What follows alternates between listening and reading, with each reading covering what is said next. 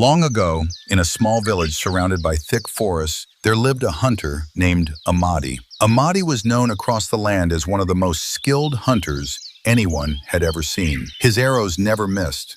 His traps were always full. But there was something else that made Amadi special. He played the African flute, and when he played, the forest itself seemed to listen. Birds grew quiet.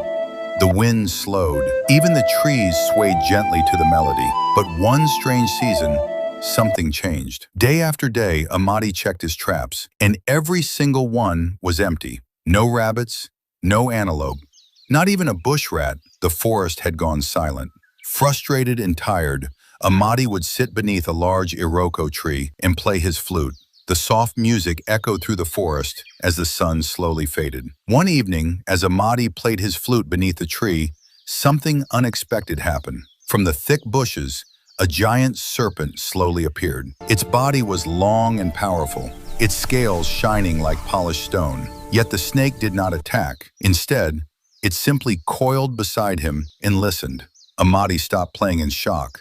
Then something even stranger happened. The snake spoke. The serpent lifted its head and said, "Hunter, your music is beautiful. If you promise to come here every day and play your flute for me, I will help you fill your traps." Amadi was frightened, but he was also desperate. After thinking carefully, he agreed. Then he returned to the village. The next morning, Amadi returned to the forest, and what he saw shocked him. Lying beside his trap was a huge antelope, freshly hunted.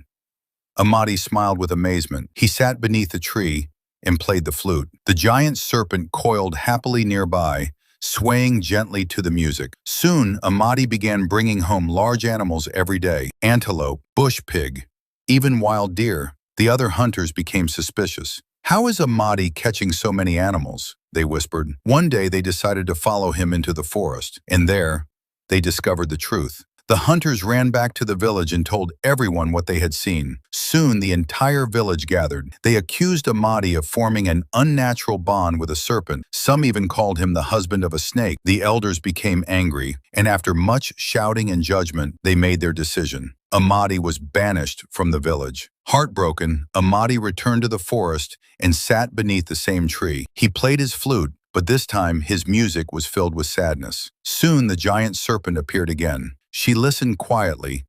Then she spoke. "Do not cry, Amadi. There is another village far from here. Go there, and your life will begin again." Amadi followed the serpent's guidance. He traveled to a distant village where no one knew his story, and just as before, he played the flute for the serpent, and the serpent hunted for him. Soon, Amadi became the most